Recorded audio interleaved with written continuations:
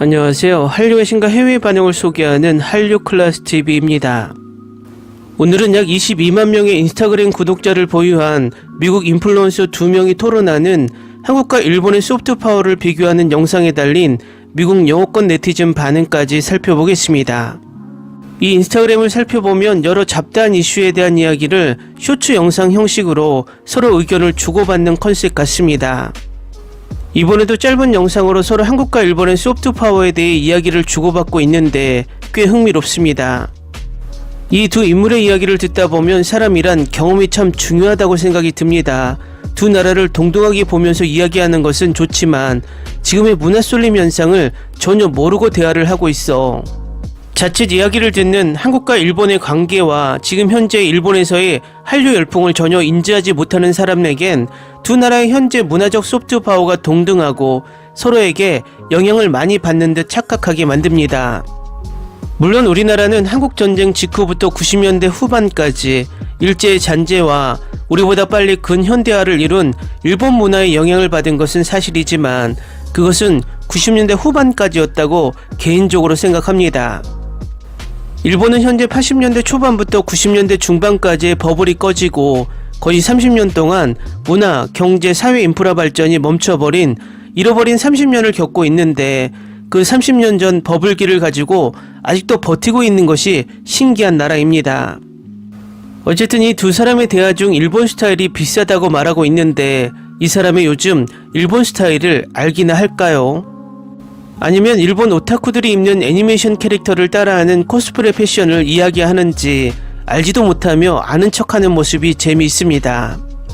일본은 잃어버린 30년 동안 거의 월급이 동결된 상태로 세금만 올라가서 실질적으로 30년 전보다 국민들의 삶이 더 궁핍해진 상태이고 그 방증이 우리나라에 들어와 있는 다이소나 유니클로와 같은 저가 상품을 파는 매장이 엄청난 호황을 누렸고 우리나라에서는 없지만 돈키 같은 저가 상품을 파는 매장들이 가장 잘 되는 나라입니다.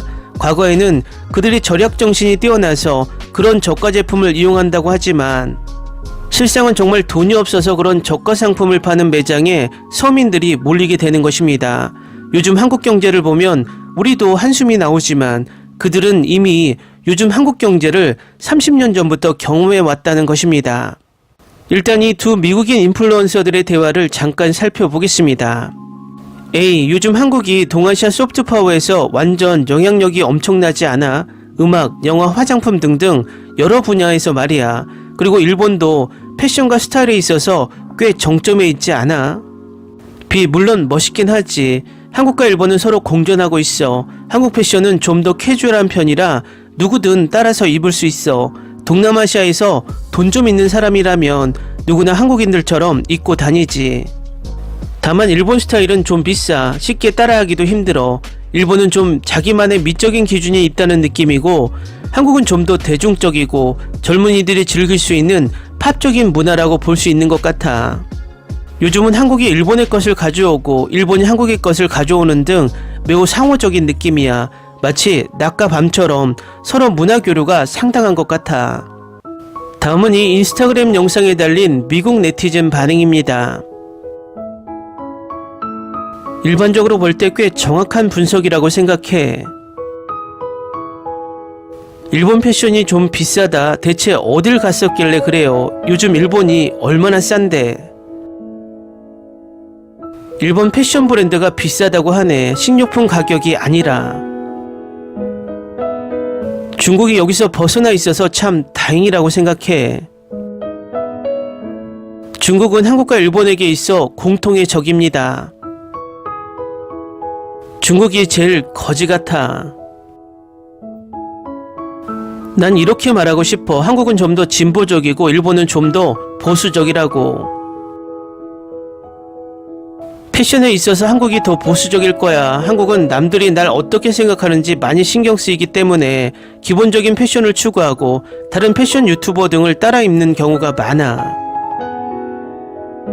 그냥 내 개인적인 생각인 듯.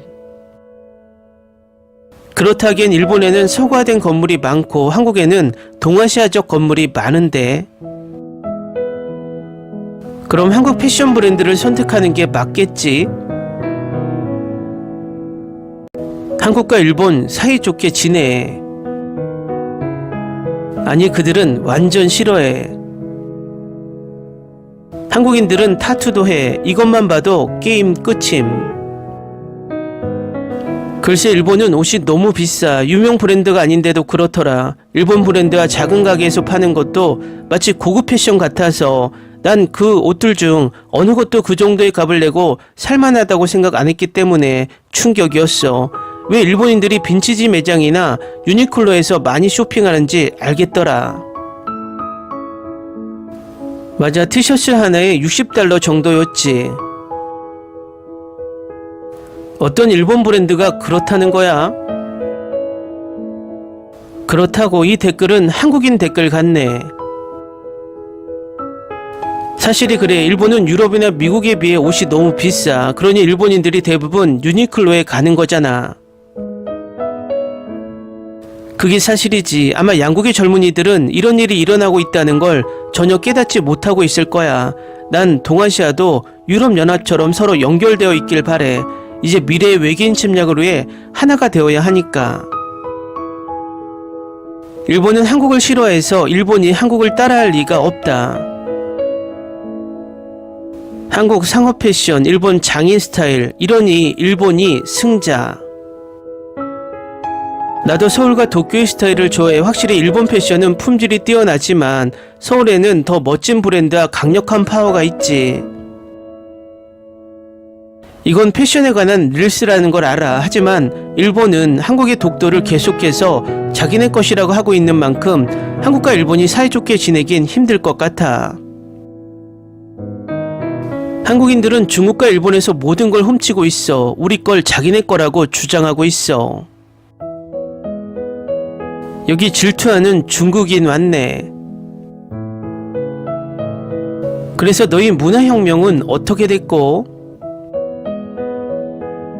난 한국의 무신사를 참 좋아해. 하지만 역시 일본의 에비수의 퀄리티 또한 좋아. 한국과 일본은 국가 부채와 인플레이션으로 어려움에 처해 있어. 또한 출산율도 심하게 낮지. 일본은 이제 거의 죽어가고 있는 처지야. 앞으로 아시아의 미래는 태국이야. 한국은 빠른 패션 사이클로 더 트렌드를 지향하는 편이라고 생각해. 반면 일본은 스타일에 집중하며 브랜드나 미학적인 면을 더 강조하지. 나도 같은 생각이야. 일본에는 미국보다 빈티지 매장이 더 많지. 한국은 좀 더 현대적이고 대중적인 문화이고 하이문화 트렌드로 빈티지가 유행하기도 하지만 말이야.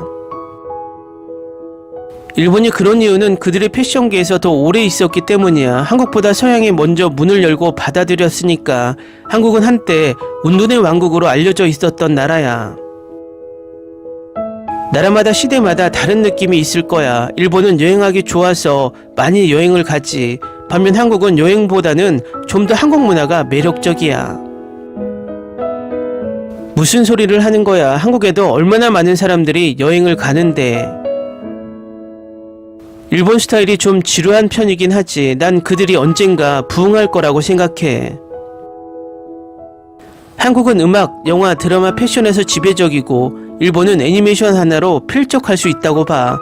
전 세계적으로 K-팝, K-드라마 등을 합친 것보다 애니메이션을 소비하는 사람이 더 많으니까. 글쎄, 그건 아닌 것 같은데. 애니메이션은 일본 밖에서는 극소수만이 보는 틈새 시장일 뿐이야. 그리고 나이에 구애받는 편이지. 하지만 한국 드라마 음악은 젊은 세대뿐만 아니라 전 세계 다양한 세대를 관통하고 있는걸. 한국은 요즘 웹툰까지 세계인들로부터 많은 관심을 받고 있어. 한국에도 훌륭한 애니메이터들이 많아. 미국에서는 젊은 남성 세대가 애니메이션을 보는 것이 일반적이야. 밈에서도 한국 콘텐츠 언급은 없어. 애니메이션 언급은 항상 있었어. 전혀 동의할 수 없네. 주변에 실생활에서 애니메이션 이야기하는 어른이 있어. 난 캘리포니아에서 살고 있고 IT 계열에서 일하는 성인이야. 하지만 애니메이션 이야기하는 어른은 전혀 없어. 하지만 오징어 게임 이후로는 한국 드라마 이야기하는 사람들이 제법 있는걸. 오징어 게임이 선풍적인 인기였잖아. 다들 그 이야기로 시작해서 그 이야기로 끝나는 경우도 있었어. 미드 프렌즈, 그레이 아나토미, 24시를 아는 것과 같아. 하지만 애니메이션에 대해선 아무도 말하지 않아. 나도 애니메이션을 좋아하는 사람이지만 좋아하는 사람을 주변에서 찾기가 쉽지 않아. 좀 솔직해집시다. 애니메이션에 푹 빠져있는 일부 그룹에서나 가능한 이야기겠죠. 오타쿠라는 말이 왜 있겠어요. 일반인들은 특정 애니메이션 밈을 말해줘도 아무것도 알지 못해요. 애니가 대중적이라니 전혀 동의할 수 없는데. 얼마나 많은 사람들이 애니메이션을 좋아하는지 모르겠지만 적어도 방탄소년단은 팬만 13억에 달해요. 전세계 카톨릭 신자 수만큼이라고요. 한국 역동적이고 외향적인 문화, 일본 조용하고 내향적인 문화. 일본을 바꾸려 들지 마세요. 그들이 다르기 때문에 흥미가 가는 거란 말이야. 한국, 일본 모두 얼마나 서구화된 나라인데 특히 일본은 더 심해. 댓글 반응 잘 보셨나요? 일본을 옹호하는 댓글들을 보면 대부분 일본 내두익들이 주장하는 내용을 그대로 전달하고 있습니다.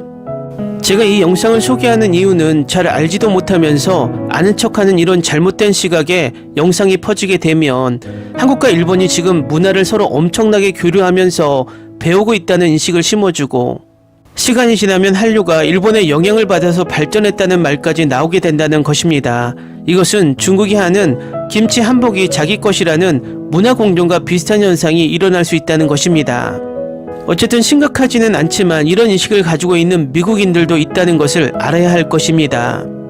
국뽕이 아니라 현재 시점으로부터 우리가 일본으로부터 배우는 문화가 있기는 할까요? 한류 클래스TV는 한류 외신과 해외 반응을 꾸준히 쫓아가 보겠습니다. 재밌게 잘 보셨나요? 여러분의 구독, 좋아요, 댓글, 알림 설정은 컨텐츠 제작에 큰 힘이 됩니다. 그리고 항상 하시는 일마다 대박 나시고 행복하시길 바랍니다.